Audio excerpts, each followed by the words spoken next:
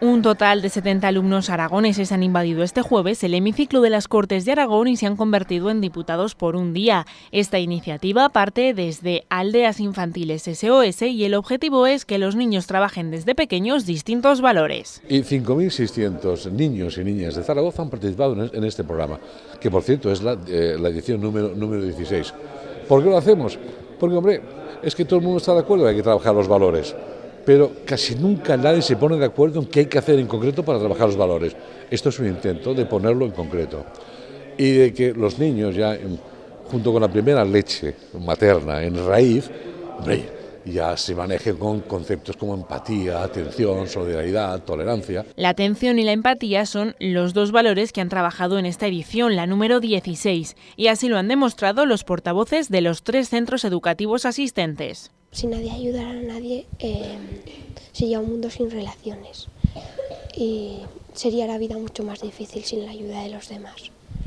La atención es importante porque hay que centrarse en los demás, parte porque son importantes y hay que saber lo que les pasa. La gente nos querrá conocer y nosotros no la conoceremos, entonces si nos fijamos más en ella,